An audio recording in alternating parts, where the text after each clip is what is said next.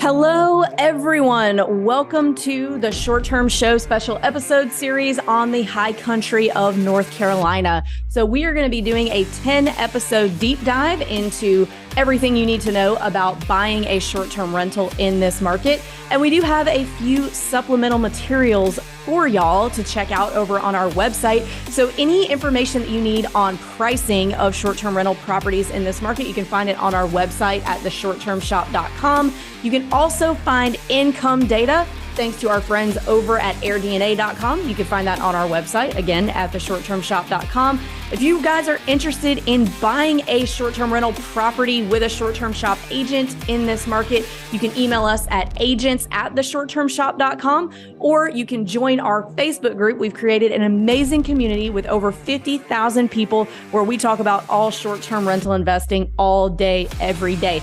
And you can join that. The name of the group is the same title as my book, Short-Term Rental, Long-Term Wealth. And we look forward to seeing you over there. Thanks, y'all.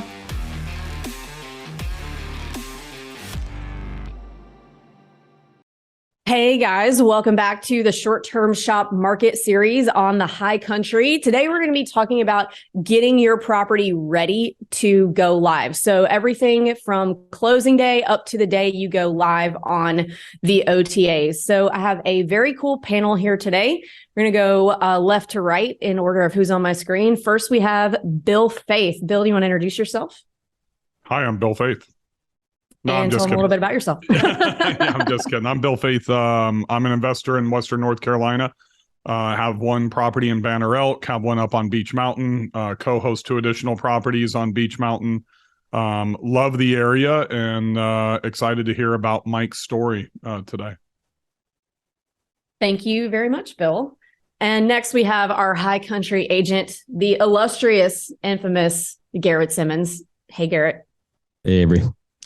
Yeah, guys, my name's Garrett. I live up in Banner Elk, grew up in North Carolina, went to school up at Appalachian State, which is in Boone, the heart of the high country up here. I've been selling real estate on Avery's team for a little over a year now. I have owned and invested in real estate up here since I graduated college back in 2016. I owned some properties in some other parts of the North Carolina as well, and have seen a little bit of everything as far as big properties, small properties, a little bit different property types, and over the past year, and know the area very well. Thanks, Garrett. And last we have Mike Lynn, an investor in that market as well. Mike, do you want to introduce yourself real quick?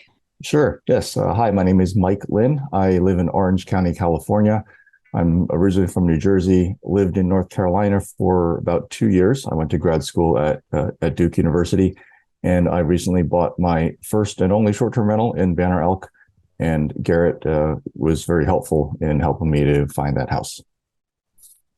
Awesome. Thanks, guys. So I'm really looking forward to this episode. And I guess we'll start at the beginning. So closing day. So I know a lot of investors get really excited, myself included, and want to come close on the property and stay there that night and start getting ready to go. So Garrett, tell me, when is possession given in North Carolina? Can the buyer take possession the minute they sign, or is it after the loan funds? Right. Yeah. So it depends on the county. There's two big counties up here. Watauga and Avery are going to be the two. There are still some archaic activities going on as far as attorneys and how things are recorded. Watauga is still walking to the courthouse to record. So typically, if it's a mail away, which a lot of my clients will do, they'll overnight documents back to the attorney, which again is the title company in North Carolina. We're an attorney state. So when I say anything about an attorney, it's going to be the same thing as the title company in some of these other states. So if Mike, say, I believe he did overnight his documents, he did a mail away, he overnighted his documents from California, gets to the attorney typically around mid-morning, 10 to 12. And then somebody from that office will go over and record it typically around 2, 3 o'clock. The attorney that I use is 2 blocks from the courthouse. And so it all kind of depends on how busy they are. So yes, typically possession can happen the same day of recording or closing. If they're doing it in person, it's usually just a couple hours after either the attorney gets the overnight docs or somebody signs in person. So Avery, if I can add on top of that, just my first experience when I bought my first house in Banner Elk, and I wasn't aware of the county recording requirement. Literally, we closed on a Friday. As you know, Garrett was saying, I did a remote. My docs were there. I think it was an 8 a.m. delivery. They didn't go in to record, the attorney / title company, until almost 4 o'clock. We did not get recorded. So we lost Friday, Saturday, and then Monday. And my wife and I were literally signing here and then driving straight there. So we were in the vehicle on the way for the weekend to start getting everything set up, had all deliveries scheduled. Just something that we didn't know. So kind of, I don't want to call it a horror story, but it did cost us a few bucks and it took us a couple of extra days. Yeah. Yeah. No, I always recommend the closing date. I would say 70% of closings never happen on the actual date. At least there's a 7-day grace period in the contract. A lot of it is because of the attorneys getting the payoffs. They even have to schedule a time in their office just to do the closing, even if it's remote. It's super old school. So yeah, I always try to schedule closings on a Tuesday or Wednesday just because of that. I've had the same situation happen with clients in the past. Yeah, I've actually seen it where clients got into town, kind of like what Bill was saying, where they sign somewhere else, they're driving over, and it's maybe a Friday afternoon and they can't take possession until Monday for whatever reason. Maybe, the CD from the lender didn't get out on time or what have you. And then there's guests in their property, or even sometimes the closing date has been on the Friday and it has happened and there's guests in their property. So my recommendation would be anytime you're closing on a property, whether it's remotely or you're driving in person, I would say, my advice honestly would be to close remotely and come a few days later just to make sure you have a buffer and you don't show up to somewhere that you don't live, hours away from your house, and not be able to stay in your property, because always give yourself a little bit of a buffer. But speaking of guests being in the house, so one thing that you do have to navigate in North Carolina is that 180 days that you have to leave the property with the current manager. Is that typically followed pretty heavily in the high country area, or is that just something that, is kind of loosey-goosey there?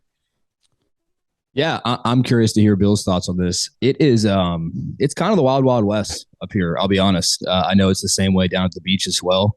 I have been told that the reason this law was in place was to protect property management companies that have these contracts, that have paid for marketing or whatnot to book, historically, to get bookings for their current seller. Hey, if they sell it, the seller usually has something in the fine print with the property management company that they at least owe them something, or a booking fee or something, in the past. That obviously has changed with Airbnb and Vrbo, and the whole landscape has changed. And a lot of these local PMs are still archaic and operating like it's the late 80s. I have found that what I like to do is, it's all situational. A lot of times the properties, and I know we'll get into with the setup, these aren't going to be super turnkey properties where you're buying something, changing the locks and renting next door. You're going to do a lot of refurnishing yourself, ripping out the green carpet, taking the plastic off the couch from grandma's, house in the 80s. And so you can kind of use the thing of like, hey, I'm renovating this house. This isn't even what they're, going to get regardless. I'm kind of dancing around the bush and not answering the question, wholly. I will say that with property management companies is typically the hardest. That's where you kind of have to honor some things. They're going to want to make sure that they get paid at least their booking fee for everything on the books. With personal property self-managers, for instance, client to client, a lot of times the seller will work with the buyer to figure out the easiest way. Sometimes that's getting them in a room after the due diligence period with myself there. The seller doesn't want to deal with future bookings. They're not getting paid for it. They don't want, the buyer a lot of times doesn't want to deal with, once they both want the same thing and they want a smooth transition. I do my best to sometimes remove myself from that because of the laws of the Vacation Rental Act. I don't want to be stuck saying, hey, to someone, you don't have to honor this. But I've had clients and I've heard clients having the completely empty. I know Mike gladly accepted and wanted his future bookings through Vrbo and worked with the seller to transfer those over in a right manner. So it's it'll be interesting to see how the next 5-10 years go, and it seems to be something that needs to be ratified and kind of contradicts itself. But yes and no. Bill, did you have any experience with that when you closed? I did. I was adamant I was not taking the bookings when I purchased in Banner Elk. It was a very large it was the biggest purchase I'd made at 1.6 million. I did need to do about 30 days of renovation, and their average ADR, this was last year in spring of 2022, before prices really started to drop, right? Going into the summertime. Their ADR was around $487 a night. I got consultation from my local attorney here in Nashville. I'll qualify that because a lot of people will think it's somebody else. And basically they said, the real estate board, the statute in the state of North Carolina has absolutely no jurisdiction over you as a homeowner. If you were moving into that property as a primary residence, you would not have to honor them. And really what I was advised is if I'm going to use a PM, then I'm going to probably have to accept and transfer. If I'm going to manage myself or if I'm going to live in the property, then I can do whatever I want. But anybody can sue anybody. So if the property management company wanted to sue, then we did. So we ended up working. I basically told my agent, I said, here's what I'm doing. I'm not going to honor the bookings. I'm willing to work with them, and I will even help them rebook them if they need. It was a very small property management company. I don't want to screw guests. So we ended up working it out. I honored 2 bookings out of about 13, just because they couldn't get them rebooked. They didn't have a property. I was cool with that. But we were in the process of light renovation, really redesign. So I just wanted to make sure that we communicated with the guest. On the second property I purchased, it was self-management to self-management. And we just, as Garrett said, but we did it pre-closing. We wrote an amendment about a week ahead of time to have the existing owner cancel all the reservations that we were not going to accept them. And then we moved forward and did our own self-management. So I would advise, if somebody's going down that path, to speak to your attorney that is familiar with, the regulations in North Carolina. As you said earlier, Avery, there's a couple of wonky things about investing in the North Carolina. I think that's one of them. And then also what I refer to as a non-refundable deposit, which I think will become, I'm interested to get your opinion on that. I know this isn't about that, but I think that's going to become much more widespread through vacation rental markets into the future to protect the sellers. But for me, and if anybody knows what I do, I self-manage and I'm pretty aggressive. So I typically take about 8 to 10 days to turn over an entire property in that process. And I usually do it before close. So I have a little bit different mentality on that. I know Mike's going down kind of the more traditional path right now, right, Mike? Right. So when I bought the property, like Garrett said, I had a lot of bookings, probably 20 to 30 that were already in place. And I was okay at keeping everyone there. So for 6 months, I said, you can have those guests can have their dates and you can have the prices that you paid. And just for perspective, the prior owner was managing it herself. She was charging $550 a night, except on Friday and Saturday, which was $600 a night. That was her pricing strategy. And Price Labs thinks I can be going upwards of $2,000 a night now. So she was leaving a lot of money on the table. For the first 6 months, I was okay sticking with the law. But after 6 months, I said to those folks, you can have your dates, but you can't have your pricing, because we were getting into the summer season and looking at the calendar. My opportunity to redesign the property was coming up in the spring, which is actually going to be next month in March. So for all the folks who are getting the old furniture and the old design, you can have the old price. For the folks who are getting the new furniture, new design, they're going to have to pay the new price. And I did give them a discount, but that's kind of how I looked at it. I figured those folks could keep their bookings, and the more traditional route, I would just take care of the redesign later. Yeah.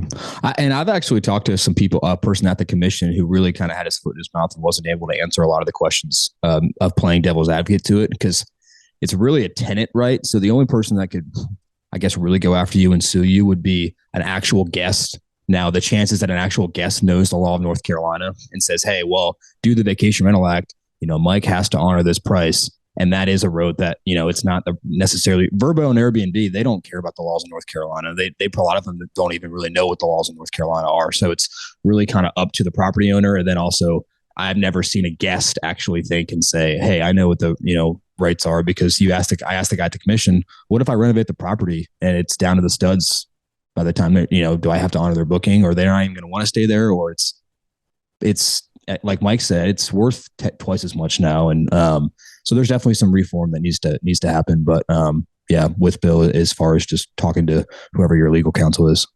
You think about Mike's rates, and Price Labs is looking at the trailing 12 months before a lot of this renovation started to blow up. You're very well aware of that, Avery and Garrett, in that market. And it doesn't need, like, Mike, Nadia, David Kang, these other people that are in his area, and that we know probably just 20 to 30 investors that are in that market that have started renovation. Well, that $2,000 is based on the old hosting style, the old interior design. When you update, and for those of you that don't know, Mike or Garrett, you should tell them what Mike bought.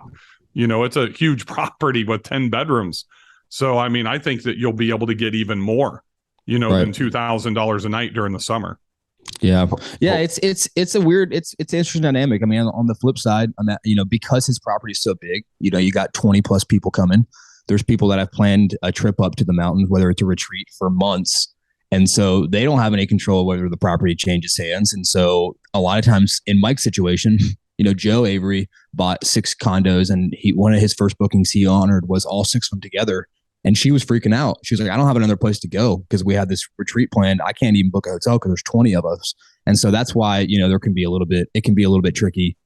Thankfully, Mike didn't have any issues, but when you get a property of that size, there's not really an alternative for people that have come in from everywhere. And, Right. I mean, isn't that the hardest part, Mike, as an investor? I mean, Avery, you guys live through that every day in the Gulf and the Panhandle and Gatlinburg and the Smokies and Western North Carolina, during COVID. And I remember I talked to Mike when he said he was going to honor the resident. I said, dude, you're way more admirable than I am, because that delta in that investment and that ADR was so high. But it's tough. I mean, that's a hard thing for us. I bought 13 properties during COVID, and every one of them, the ADR was so low, and my investment was so high. My wife and I had to make the decision: are we going to honor these, or are we going to cancel them and rebook on our own? And sometimes we honored, and sometimes we didn't. I think that's a struggle that most people don't talk about, as an investor. Yeah, they really don't. It's similar, but just on a larger scale, of a multifamily that you buy that has trailing leases that staggered, that say, okay, I need to calculate my holding cost, because I'm going to hopefully maybe just try to break even for the next year before I get these. That's even worse. Then you're displacing people that actually live there. Yeah, exactly. These are the emotional things that pull at our heartstrings, that are they're hard decisions. Yeah, and I felt, part of it was I felt bad, and people are planning this vacation for a long time, and some of the emails I got were they were very upset, or they weren't upset at me, but they were just like, please, can you honor our family reunion that we've planned? And I said, sure, yeah, I will. And I know I could have tried to maximize my profit, but eventually I will, and these things will turn around. And there were some people who were booked for the summer, and I said, hey, sorry, you can have your dates, but I can't honor that pricing. I'll give you a pretty significant discount off of what the pricing is now. And they said, oh, that's too much. And I said, well, okay, well, I'm already discounting it. And then they came back a week later and said, okay, yeah, I'm going to book. So it's kind of the double-edged sword of having a pretty unique property that sometimes they have to come back, which is nice. Yeah, I was going to ask you. So, the people that already had it booked but now have a new pricing, were they angry? Was there a lot of pushback with that, or were they just like, okay, I guess this is what it is, and I have to pay more to get this house now?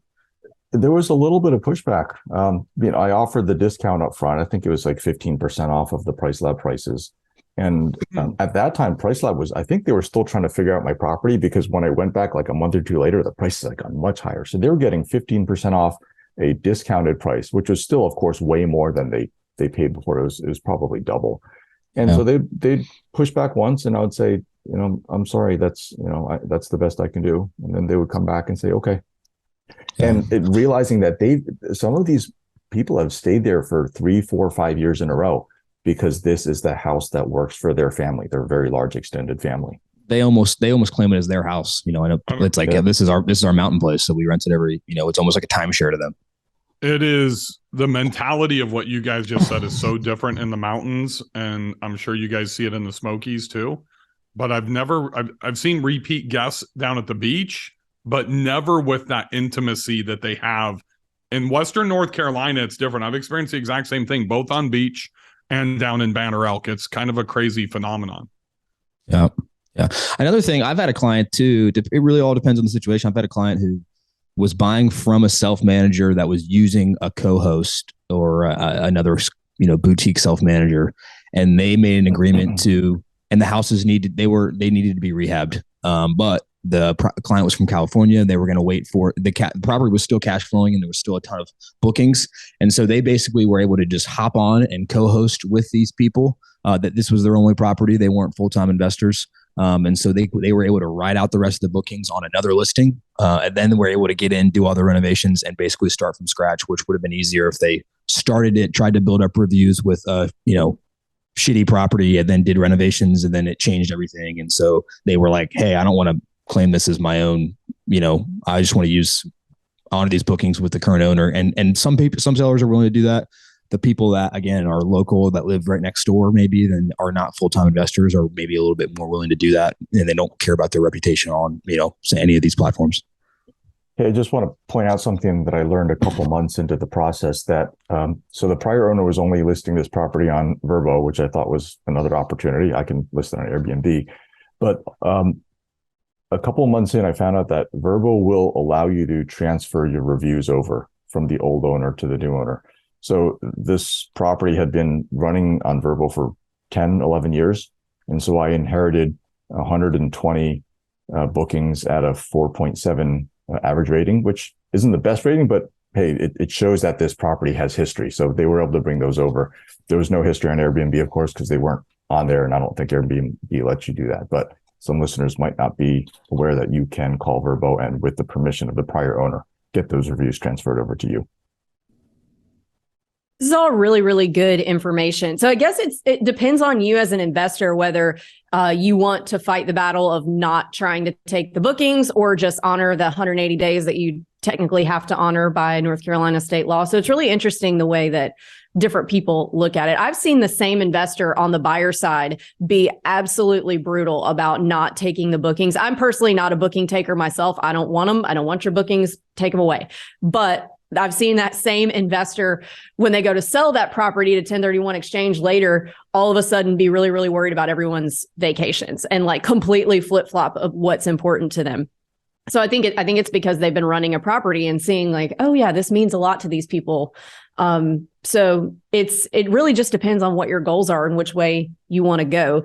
But with that being said, I want to make sure we switch gears here, because there's definitely a lot of stuff to know about that 180-day rule, but I want to switch to the actual getting the property ready. So Garrett, would you say that a lot of the properties in this market need significant rehab? And by significant, I mean significant cosmetic, not like down to the studs, like, huge rehab, but like you said, ripping out the green or mauve carpet. I've noticed that era it's always green or mauve. Yeah. So tell me about that. Absolutely. I would say, people ask me all the time, hey, are properties going to come furnished? And I say, yeah, typically they will 95% of the time. And I would say 5% of the time it's going to be with furnishings that you're going to want to keep. I've had clients, it was more of a pain in the ass for them to get all the furnishings out than it was to start from scratch and be vacant. A lot of the property that you're going to buy is not going to be from a prior short-term investor. It could be someone who's owned the property or their family has owned the property for 20, 30 years, and the furnishings haven't changed since then. I would say the properties that have been, the far and few that have been renovated and turnkey, the inventory is very low. And I'm not saying that those properties don't exist, but the price, you're going to pay a price for it. There's a lot of people that are still just looking for a second home that live in the rest of the state, maybe want to break even, or are not full-time investors, and they want to be able to, stay there the day of closing. So yes, I definitely tell people that the majority of the time plan to come in. Nothing's really turnkey. Plan to come in and swap out some furniture, throw some paint on the walls and mix it up, because it definitely is going to be a lot of late 70s, early 80s, especially up on Beach Mountain. I like that you said nothing is turnkey, because even when stuff is technically turnkey, that's just such a subjective word. I don't like people to use it. Bill, did you have something to add? Yeah, I mean, I think Garrett's 100% correct, and both of you are. And so I've been involved in 4 acquisitions up there, and one of them was allegedly turnkey. The 2 clients that I co-host for, as they were going through the buying process, they both wanted to use a negotiation component to acquire the furniture. And I'm like, dude, don't even think about it. Negotiate price down, but let them keep their furniture, because it is, as Garrett knows, I mean, if you have a second family home on beach, it's at least what I refer to as Golden Girls. It's going to need to be renovated. There's absolutely no question. But part of the other problem is, I think I shouldn't say Western North Carolina. I think Beach and Banner Elk is one of the most toughest markets to find reliable services, and to find people to come and remove all that furniture in a timely fashion that's going to be responsible with the house and the door jams and all that type of stuff. It's been the most challenging market I've ever had to go through that. And I remember, Mike, you and I talked about this when you first got into it. So those are all things I think that at least I want to know when I go into a market. That also presents a lot of opportunity as well.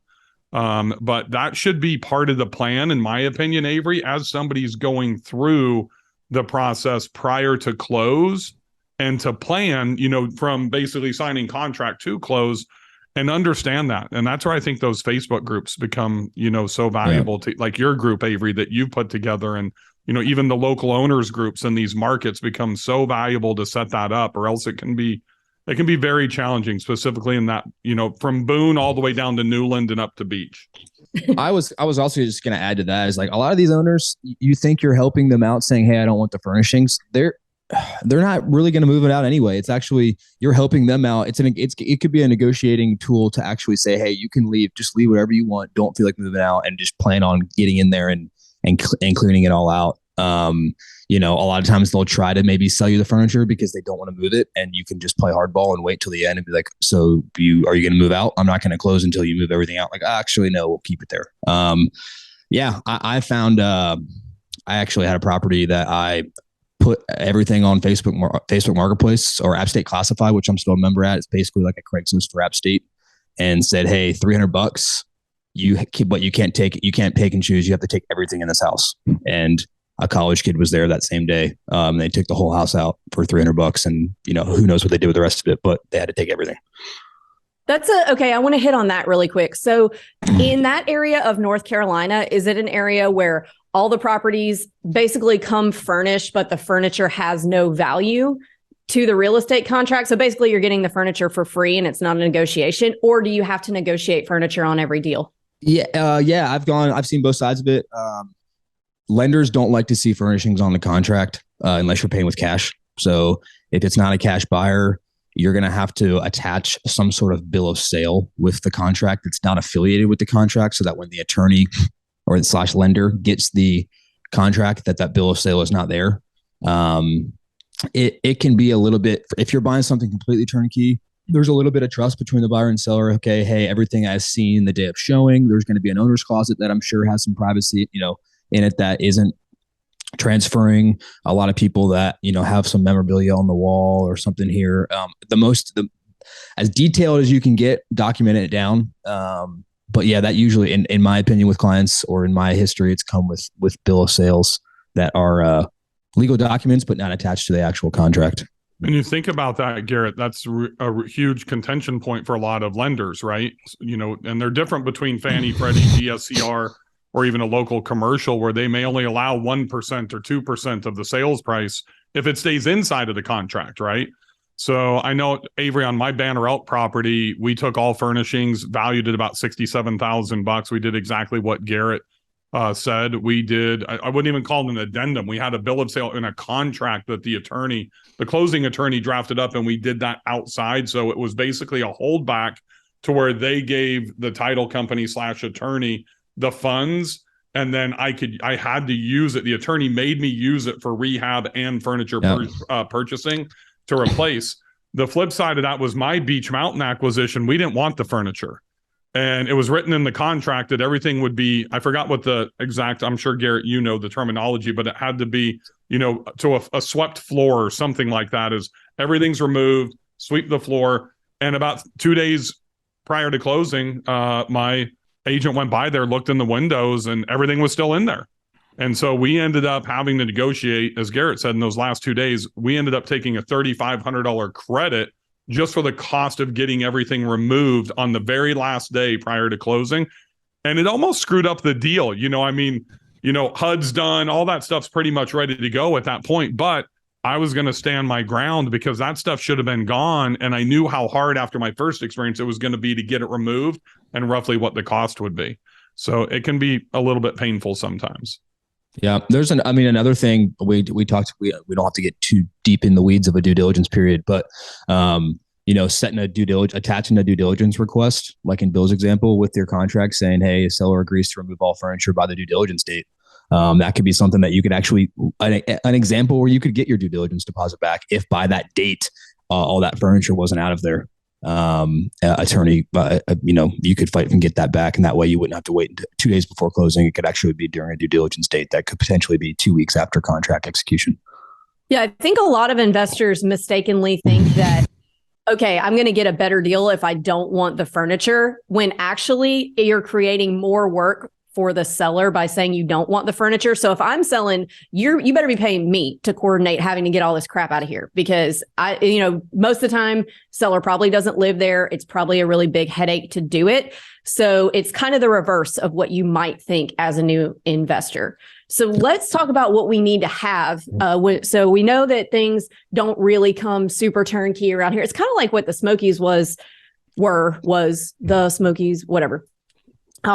5-10 years ago, where like everything was super grandma and everything was on really, really, really archaic property management companies. And you had to like bring every property into the new millennium. But it kind of sounds like that.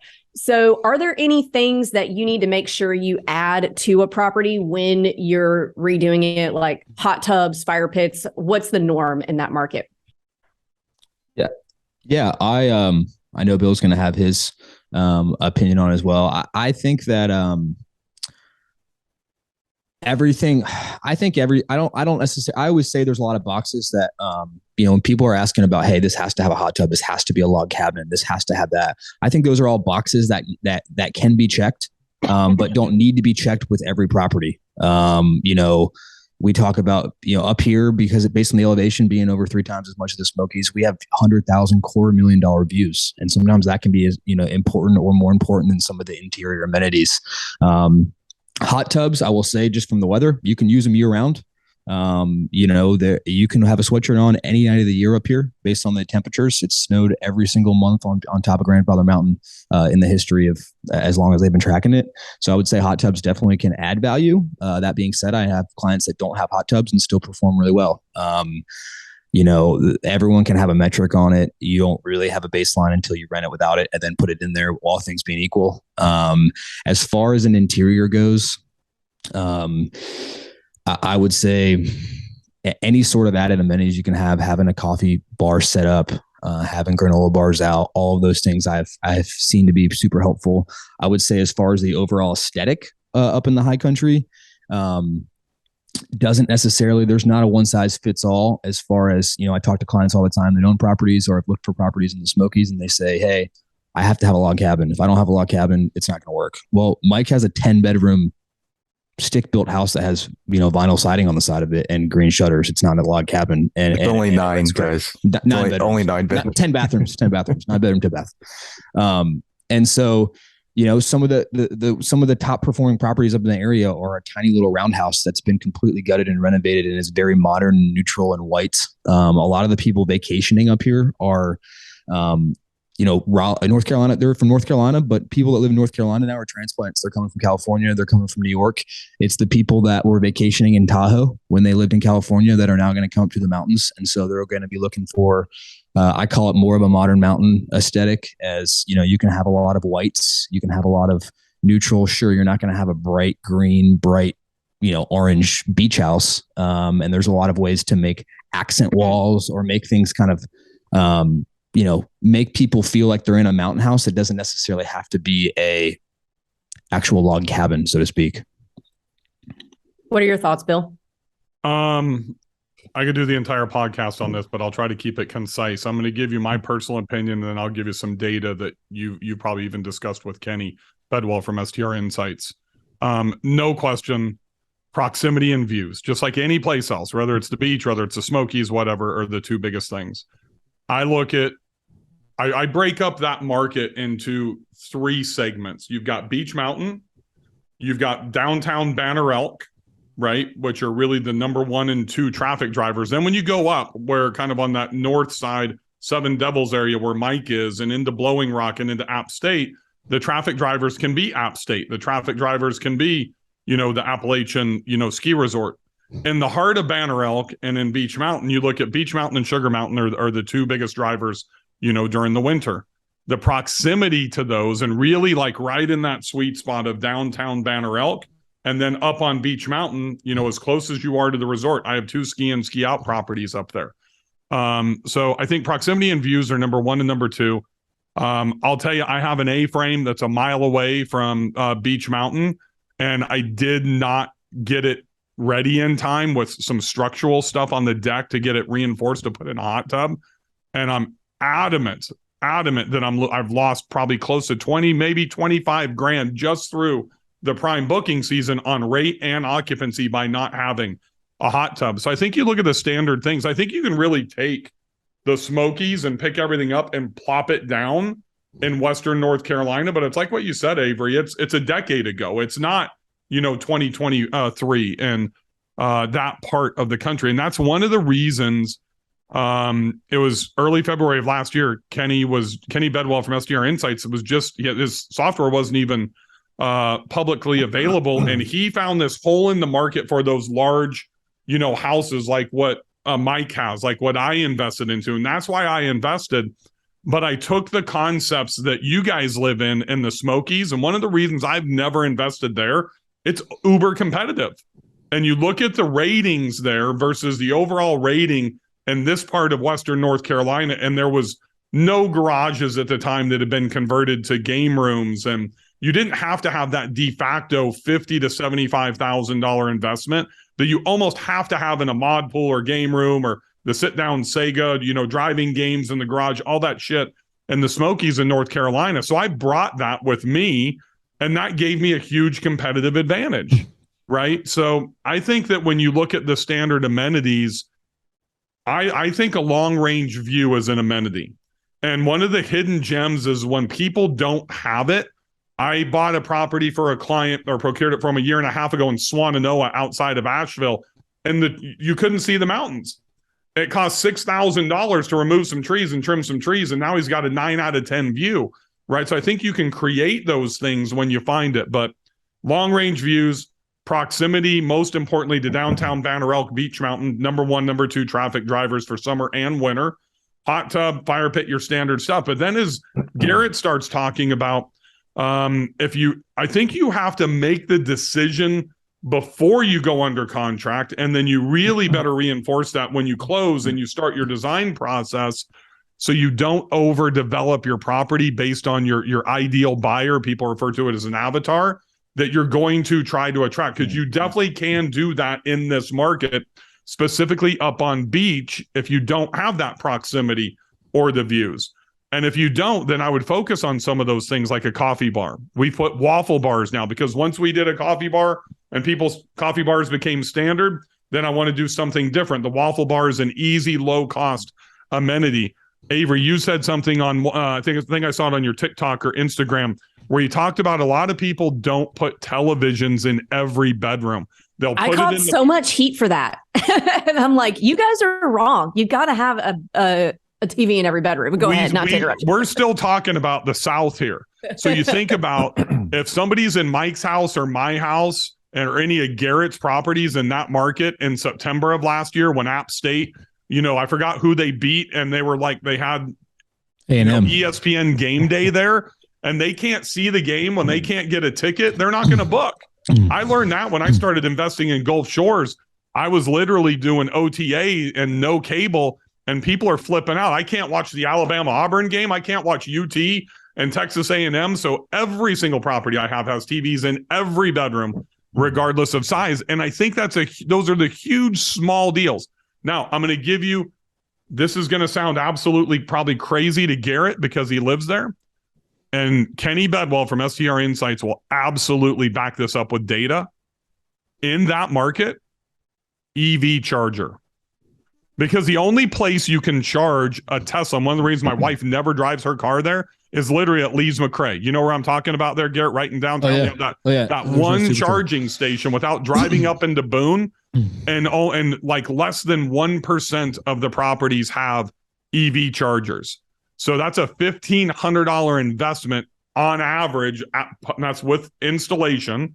That would probably be the best bang for the buck if you put it into your marketing mix, like first 5 images on your listings, and you market that. You will attract, specifically from Charlotte and Johnson City and Knoxville, in those 2 to 4 hour drives that are under 300 miles, to where they can get there on a charge and then charge at your property. Oh yeah, not crazy at all. I have a client who bought a Tesla and is on Toro and with the EV charger outside of their property. In the mountains. No supercharge for, I think there's some charging station over outside Walmart, but it's not one of those super fancy superchargers that charges things fast. But that's all the way up in Boone, right? Up in Boone. Yeah. There's literally that one charger in that parking lot at Lees McRae in downtown Banner Elk, and it takes like 4.5 hours for a Tesla to get a full charge. Yeah, Bill makes a lot of good points as far as some of the amenities that are maybe not in the Smokies that can, get it here. I have a client putting a golf simulator in one of his properties that, again, I've never seen up here, but it's a super popular area for people. There's a lot of golfers that are coming up in the area, whether it's summer or the wintertime when it's snowing. I have clients ask me about indoor pools because apparently that's just a dime a dozen in the Smokies. I have seen one pool in a house, and it was a $15 million house in Linville Ridge that a celebrity lived in up here. So, that is another realm that, like, again, I know it's a little bit different or a little bit harder to, the barrier to entry is a little bit harder putting a pool in your garage versus, putting a game room in. But my brother's a builder. He's building for somebody right now, and they're talking about, putting a pool in as well, which again would be a super, I've never been in a house other than that one that has a pool. So definitely think that you can look at some of these other mountain markets and figure out, all right, what do they have that, I can do, or hey, if I don't have this view, or I'm not in downtown Banner Elk, or I'm not in whatever, I have a house in Zionville that's a 300 square foot. It was an old hunting cabin. Now it's got well and septic. It's basically a little bit bigger than a tiny house. It has a mid-range view. It's a little bit outside of town, but it's got an outdoor shower. It's a place that, it's a couple's romantic getaway. So you kind of have to focus on, there's a couple different submarkets, as Bill mentioned, and, depending on what your property type is, figuring out, which way you want to go. My property in Zionville is going to be completely different, and I'm designing it a lot different than Mike would, because Mike is going to have huge, giant, group retreats, and it's going to be in a little bit different location. So. Yeah. And I'll add, when my family and I visited the Smokies last year, when I was deciding to get into short-term rentals, the house we stayed in was your typical Smokies cabin. It had the great game room, the indoor pool, the bunk beds, everything. And then coming into Banner Elk, it's, when I'm looking at the real estate there, I'm like, it's great. It's just not as competitive. I don't need a pool. I don't need to dig a pool. The game room that this house came with had a foosball table and a broken treadmill in there. And so there's just so much area to improve. I don't have a hot tub yet. I'll probably get one for next winter. It's just that I felt that the folks paying $550 a night probably don't deserve a hot tub right now. Not saying they don't deserve it, but I wasn't going to put it in at this point with that ADR. Yeah. Pro tip, Mike: Southern pools and hot tubs in Johnson City, get on their text messaging list. They send out $2,000 to $3,000 discounts about every 2-3 weeks. They'll deliver into our area, and don't wait till next winter. The hot tub is probably going to get even more use during the summer. than it is during the winter months up there. Oh yeah. Whenever you raise your rates, install it. It can get, especially up on beach, the weather can get so crappy and windy in the wintertime that you're not even going to want to walk outside of your house and get into the hot tub. It can get more use in the summertime for sure. 100%. One last thing, Avery, if I can add, if you're going to be in the luxury space there, understand that trying to provide some services that are pretty easy. So like when you're doing your due diligence of trying to acquire your own services, your handymen, your cleaners, that type of stuff. So my cleaner, we're actually doing grocery delivery, which is very common in like in Destin and Gulf Shores and even in like Gatlinburg and that type of stuff, but it doesn't happen there. And the food shopping options suck. You have a Food Land and then the Lowe's is like one step up. So somebody that's coming from like a really nice Publix or a Whole Foods in Charlotte or something like that, to be able to provide a service for our cleaners will drive all the way up to Boone, will pre-order, from a grocery store, and then they'll come down and they'll stock. If you market those things that nobody else is doing, and that's one of the beautiful things, as Mike alluded to, in this part of the country, the hosting is at like 4.61 is the average hosting according to SDR Insights. And that's one of the reasons I invested there. So if you can do some of these added amenities, you're going to give yourself a huge competitive advantage. Yeah. We don't even have Uber. We don't even have Uber up here, let alone any sort of food delivery. Yeah, we don't even have Uber. I mean, we do have Uber down here in Destin and Panama City and 30A, but it's like you're going to be waiting 30 minutes because there may be like 2 or 3 drivers.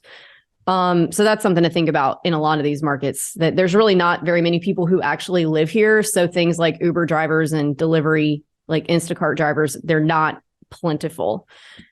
Great advice. So one thing that I want to switch to before we run out of time is, okay, when you're decorating a property or you're making a property ready, getting all the furniture, whatever, there are 2 ways to do it. You can go full DIY, which is what I used to do all the time and will still do. And I'll make that point in a second.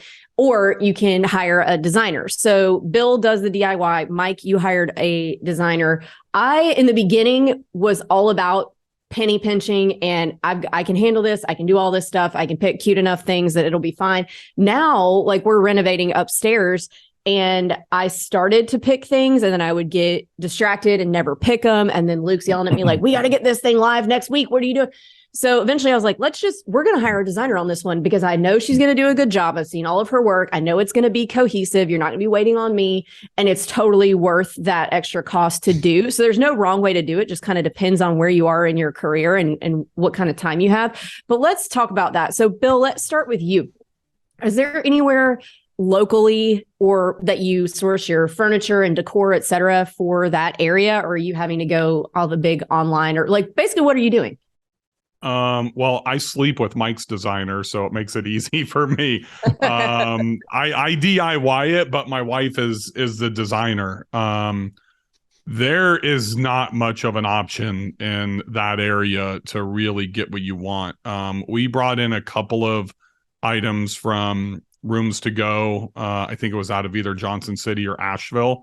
But there's just nothing in that, Boone, Banner Elk, area of any significance. You don't have Ashley, you don't have, there's no Home Goods for pillows and finishings and stuff like that. So as my wife sourced and did all the design work for Mike, the majority of this stuff is coming online, and a lot of it is coming from, Minoan. If, people are familiar with the Minoan experience, and my wife does it a little bit differently. So like she charged Mike a flat fee, and we would get stuff from Minoan or wherever we can get discounts. And that's passed on to Mike because Mike gets to order the stuff directly, and he pays for it. So there's no markup on the design fee. And then, he gets the benefits of miles and all that other type of stuff. But it's a challenging market. I'll give you an example. We just drove there from Nashville. It's a 5-hour drive, and I'm a Costco guy for like toilet paper, paper towels, that type of stuff. So we load up my truck and we're driving as many cases as we can to drop it off. So if we need stuff in that market, we're either going to Asheville, which is 90 minutes away, or we're going to Johnson City, depending on location, can be an hour to an hour and 30 minutes away, just because Boone does not have enough options to be able to furnish an entire property, especially the size of Mike's. Yeah. No, I'm the same way. It usually is depending on who I'm dating at the time of when I'm buying the property and what their Pinterest boards look like. But even so, I have a contact that for clients, it will cost them a little bit more. Him and his wife will come and fly in and take all the measurements and do it and furnish everything for you. They'll order it online, have it shipped there. They'll come and unbox it and set it all up. You have to kind of trust, look at their portfolio and trust that, it's what they want to do. I'm a DIYer too. I would say I use IKEA a lot. It depends on the property. If you're going to buy one of these really cool, unique properties where like, hey, this has to be, look a certain way and be super boutique. Hey, I'm not going to be able to do this. I have some other short-term rentals where it's like, hey, this is going to be your stock. It's a condo. Make sure it has the right LVP. It's almost like I know exactly what to order. I can pick this couch out from Wayfair. I got the same one in a midterm rental in Winston. It's a little bit more like clockwork. I can IKEA. I've been, again, they do a really good job of, that's in Charlotte, which again, it all really depends on where you are up here, which can be confusing to some people, on Beach Mountain. If you're coming from Raleigh, Beach Mountain's an extra 45 minutes from Boone. You got to go through Boone to get to Beach Mountain. So now, it's the 3-hour drive from Raleigh is now 3 hours, 45 minutes. Well, Charlotte is an hour 20 from Blowing Rock, but not Beach Mountain, because you have to take, even though as the crow flies, it's the same distance, it's not driving. And so, that's another thing. Even on Beach Mountain, I would say is even harder than being in Boone or Blowing Rock, just because you're that much farther away from things. I would agree with you. I'll give everybody one pro tip. If you are not planning on going to the property either pre-close or immediately after close to like measure every single room, schedule a photographer to get in there a couple of days after as quickly as you can that does Matterport. Because if they do Matterport, then the designer can get the exact dimensions of every single room off of the Matterport. As if you're going to have a designer or if you're going to try to purchase remotely. So if Mike wasn't coming out or if he wasn't using a designer, literally spending that $300, $400, $500 to get Matterport can save so much time and mistakes and ordering wrong size couches, wrong size beds, artwork for walls, all of that different type of stuff.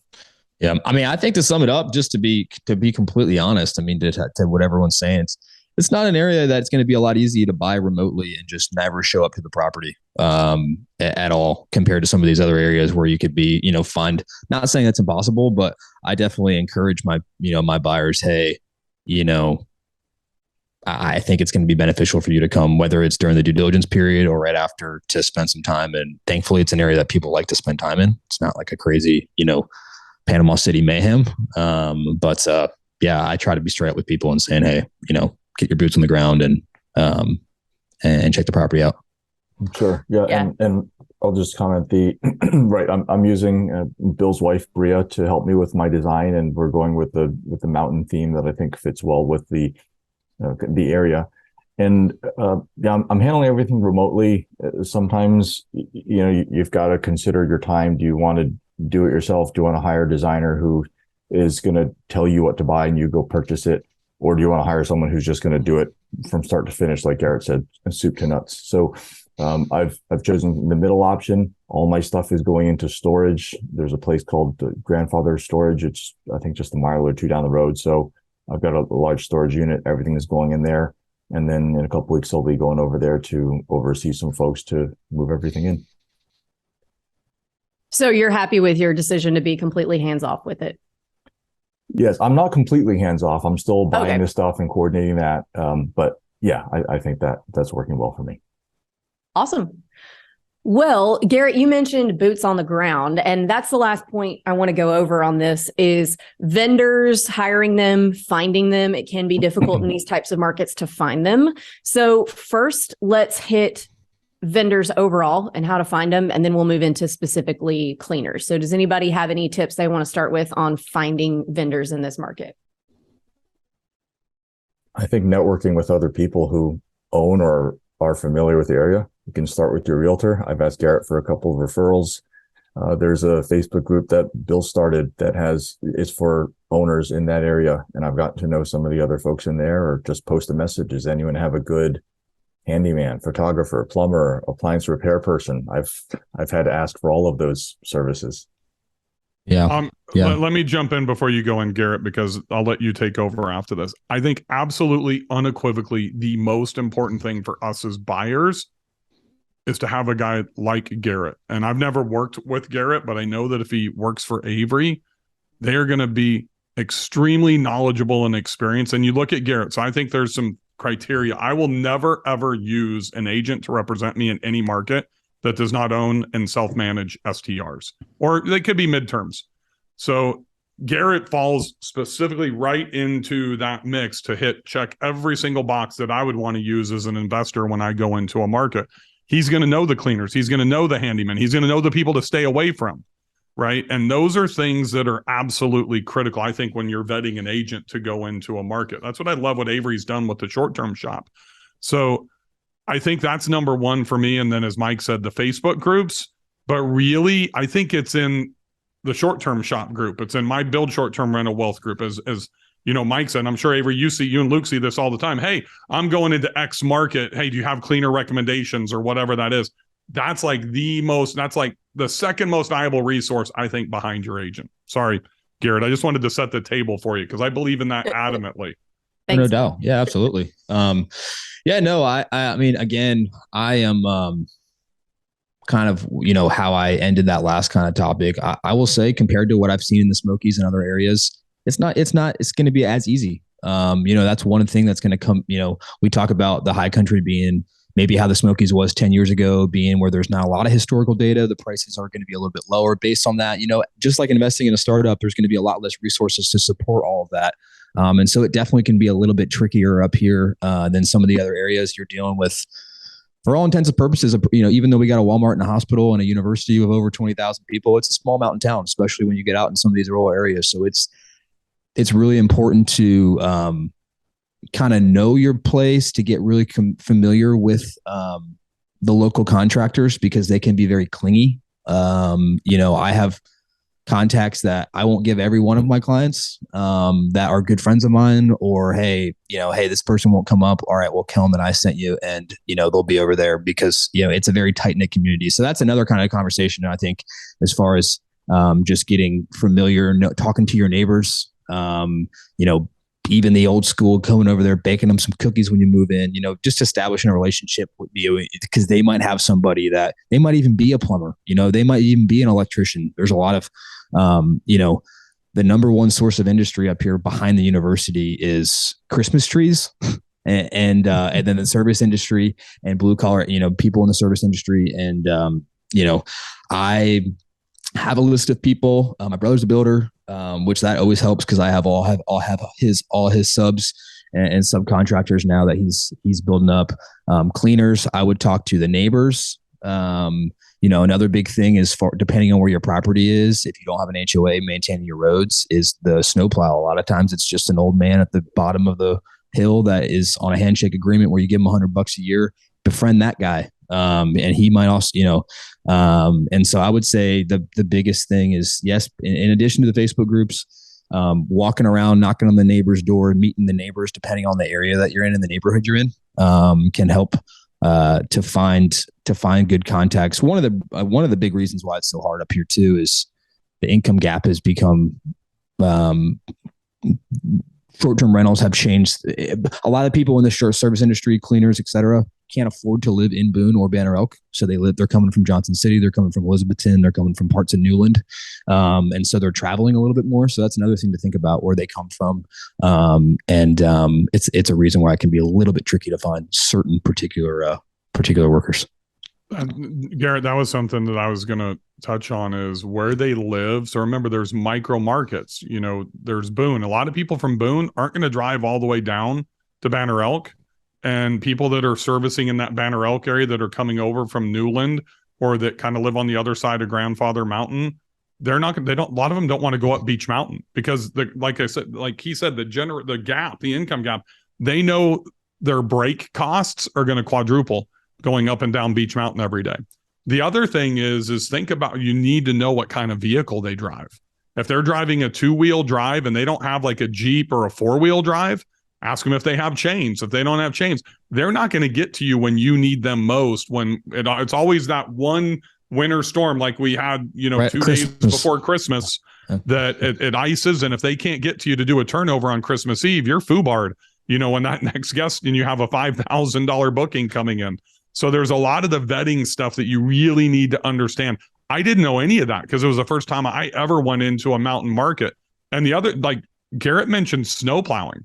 When you have a large driveway that can sit up to like 14 vehicles in my bigger house, it cost me $260 to get that thing plowed every time. I've had to have it plowed 6 times this year. Normally it's probably like 12 to 15 times on a normal snow year, but I didn't know that. I didn't even factor that in going into invest into a mountain market, and that can increase your, or decrease your cash on cash or your net profit. All really, really great advice. So let's move on to cleaners specifically. So you kind of touched on micro markets, which that's similar in a lot of areas, especially when in the summertime too, when things are really busy or whenever the high season is for the market. And a cleaner knows that they can, if they stay in this little district or micro market, that they can hit X amount of properties. Whereas if they take one that's 30 minutes that way, it's really going to put a bottleneck in their day, and they're not going to be able to do as many cleans as they need to support themselves. So a lot of them will stay in their own little area, and you may own, properties in what's technically the same larger macro market, but have to have separate cleaners for them within that. And we see that in the Smokies too. So what is normal for a cleaner to cover in a market like this? What I mean by that is, in some places, cleaners provide sheets and towels, and you don't have to mess with that. And some of them, they want you to do it. And some of them, they handle all the restocking. They just charge a little bit extra to restock your paper towels and all of your consumables and things like that. Others, they will charge less, but they want you to Amazon them, those kinds of things. So what's the norm here? Yeah, it depends on the cleaner. It depends on the person. I would say first and foremost, the most important thing is how you're taking care of this cleaner, what you expect versus how you're compensating them. I think too many, especially new hosts, expect the world out of their cleaner, and they're paying them shit. And the cleaner is going to be like, I can go on to the next person. I'm not going to go to the Walmart for you and do all these things that you're expecting me to do because you're panicking that you're locked, So I think the more prepared you are, I have clients, Joe, for instance, has his, inventory room, a separate inventory room plus inventory in all 6 of his condos. He has checklists for his cleaners that they can check off, make sure everything is stocked in those closets versus the inventory room. The more prepared you are, the more, you can find a cleaner that can do all of those things. And if you're compensating them properly and they feel like, hey, this is a well-oiled machine, I'm getting paid on time. Again, a lot of these people just getting paid the same day they clean the property is huge for them, and, or even if it's the method that they want to get paid, and so I think that is, yes, there's potential for them to do all of those things. And when I graduated college, before STRs were even really super crazy, I had a little condo and my cleaner did all of that. If she lived in the same complex full time, I could Amazon something to her place and, the comforter, charge the guest, she'd go put the comforter on. Again, it all kind of depends on that particular situation. But I would say overall, be very clear and concise with what you expect out of a cleaner and what you don't expect, what your roles are, what their roles are, and making sure they're getting, compensated properly for it. I don't think you could ever really, I know there's tips and tricks, and that's a different podcast on paying your cleaners and giving them incentives and bonuses. But I think that is, we touch about it all the time. They're basically your property manager if you're self-managing, or the closest thing to it. So yes, I think they have the ability. There's definitely ones up here that have the ability to do all that. If their roles are being defined properly prior. Go ahead, Mike. Yeah, you've got to take care of your cleaners. I was fortunate that the cleaners that had been cleaning this house for many years have done a good job. I've kept them on. We've never had an issue with cleaning. And I think what is something nice that was refreshing for them is that me coming in as a new owner, showing that I wanted to invest in the property and invest in the services that we're bringing to the guests. So I came in and bought new towels, and that sounds really simple, but apparently the old towels had holes in them and were ripping apart. They needed new sheets. I bought new sheets. I started supplying full, toilet paper for the entire stay. That's something that the prior owner didn't do. When the cleaners saw that, they started asking, hey, would you be willing to offer a welcome basket for the guests. We can put one together for every time a new guest comes in. I said, sure, let's do that. And they said, okay, well, do you want us to decorate the house at Christmas? These are things that the prior owner never did. And every time they offer a suggestion, I think, hey, that sounds great. And I pay them the money to do that. So I think now they're doing a better job because they're seeing that I'm able to provide the money to make a better experience for the guests. And they feel that pride in cleaning the house and preparing the house for that next guest. I think what Mike said about the previous owner versus him and what the cleaners want to implement is definitely not normal in that market, because I think the cleaning standards are at least the lowest that I've seen out of any market that I've ever invested into. And I think it comes down to two things. One, as Garrett alluded to, investing into your cleaners. And two, understanding when Garrett mentioned the income gap between like the service level and then us as investors or even in the local economy. So I just talked on a brand new co-hosting property. Garrett, you might be familiar with it. It's the house right at the entrance to lot number 1 at Beach Mountain. And it's a 4-bedroom, 3-bath. My cleaner quotes at $300 to get it cleaned.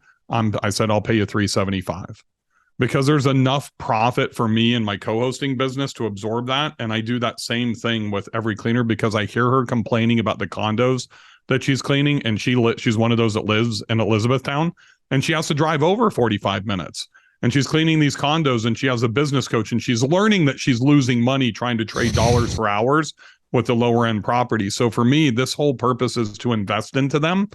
And I think to understand that a lot of times cleaners, and this isn't just specific to this market, but it's everywhere. And it's really exposed here that if they are in the lower income level, and I look at like my cleaner, it's a family affair. It's kids, it's 2 kids, it's the husband, it's the wife. They probably don't make more than $60,000 to $70,000 a year as a family, right? So they haven't experienced the things that the 4 of us have experienced in our life. They've never eaten a Prime 21. They've never, stayed in a super fancy hotel. So they don't understand the expectations that we have for our guests. They think they're doing well, but then they don't meet our expectations. So one of the things that I've done is they stay in my property. Once I know I can trust them and they've worked for me a little bit, then I have them like come for a weekend and I have my backup cleaner clean for them on the front end and the back end. And you know what they do? Then they tear the backup cleaner apart and then I flip that over and they go through the same audit from the primary and the backup. So that way they're getting real cleaner feedback. It's just not me, the owner, that's bitching about the Cheetos wrapper that was left in the dresser, the underwear that was left under the bed that the guest takes a picture of and, posts and shares with me via Verbo or Airbnb. So I think 1, investing into them. 2, paying them more than what they ask for is a huge deal. And Garrett, you mentioned like incentives. I do $25 for 5-star reviews, all that type of stuff that gets them out of the mindset of trading dollars for hours. And then you give them good shit like what Mike's doing and most of us are doing, at least in a certain level, then they take pride in what they're doing. And if we can build that pride for them and get them out of that mentality of guests suck, owners suck, they're just here to take advantage of us, then you're going to get you're going to have a really good partnership. Boom. Mic drop. That's really, really, really good advice. And I think that's a really good place to end. And unless any of you guys, there anything that we haven't hit on that you think we need to share with the listeners before we go in terms of anything between closing and going live, like the make ready process? I will just add one thing. I mean, as an investor, I think you need to make the decision if it's, and you said something earlier, Avery, about loops, like, hey, we got to get this thing live next week and you haven't, ordered something. I'm that guy with my wife. When I'm making a financially driven investment, getting to cash flow is very, very important. So I think you need to start your planning process the day that you go under contract so you're ready when you close, right? Like start vetting your services, have that ready, have all these things lined up if it's an investment, because if it takes you 2 months, you've just lost 2 months of cash flow. And if you're measuring on net profit in the first year, cash on cash, whatever that is, that's going to put you behind the 8 ball. If it's a lifestyle investment, it's a little bit different. But I believe the preparation between going under contract to close is going to determine your success once you get past that closing day.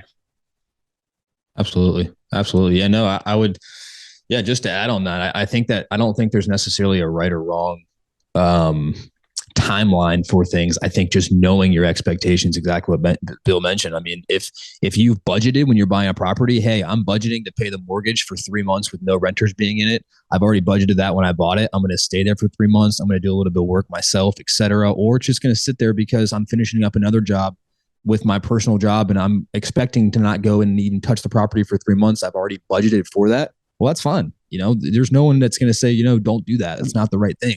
And I think as far as, knowing, just being aware of everything we've talked about can allow you to make a plan, and that plan can be different for everybody. It could be Mike of, hey, let's rent it for a little bit, then come in and renovate it later. It could be, hey, let's clear everybody out. Bill could say, hey, I'm going to come in and turn everything over in 8 days and be ready to go live. And, again, it all kind of depends on each individual person in their situation, but knowing all of these kind of little intricacies of the area can help you make that plan, regardless of what it is. Here's one thing we didn't tell them. 8 days isn't realistic in Western North Carolina. Outside of North Carolina, I'm typically closed and open for business in 8 days. Understand that Amazon, Wayfair, there's no prime delivery next day or 2 days. You better add 3 to 5 days for shipping on just about everything that's coming in online. Yeah. Oh, I mean, even a plumber coming to your house at 1:00 might end up being 1:45, depending on the construction on 105 and what it looks like. I mean, you're dealing with really 3 to 4 main roads up here. And depending on the time of day, it can be, everyone's kind of on mountain time. We joke around about, obviously your cleaners are the one people you don't really want it to be on mountain time, but, figuring that out a lot in that for that, being as okay as you can be, knowing that it's not going to be you're not in a New York City dealing with these people that are super motivated and take pride in everything they do, or, a lot of these people maybe haven't even left the high country their whole lives. Knowing where you invest in and being realistic with timelines definitely is something to think about up here. Absolutely. Mike, do you have anything you want to throw in at the end? I just will add one tip from a remote perspective. I mean, you guys all know about the Schlegen code remote locks, and one challenge I had was, how do I get these installed on there from being far away? And so what I ended up having to do was send them to my house here, and I got them coded, sent them out to a locksmith. He installed the app with my login on his phone out there, and we managed to get it working. But that was a challenge, and that was a game changer. Having the remote lock and the cameras installed, those were a game changer for me in kind of doing everything remotely. But yeah, hopefully that might help someone who's also trying to do this from afar. Absolutely. And that is a perfect segue into the last point I was going to make, that, guys, I probably should have said this at the beginning of this episode, but I'm saying it at the end now. If you're looking for just general, hey, what lock do I get? What remote or Wi-Fi thermostat do I get? We have all of that on our YouTube in a general sense. So this particular podcast episode is things that are specific to the high country. So all of that, if you have questions on how do I know what Wi-Fi thermostat or what Ring camera or what have you, all that's on our YouTube. So if you want to head over there and check that out. But I want to thank all of these guys, Mike, Garrett, and Bill, for coming on. Thank you so much for sharing all this knowledge and taking the time. And we will catch you on the next one. Thank you, everybody. Thanks, Avery.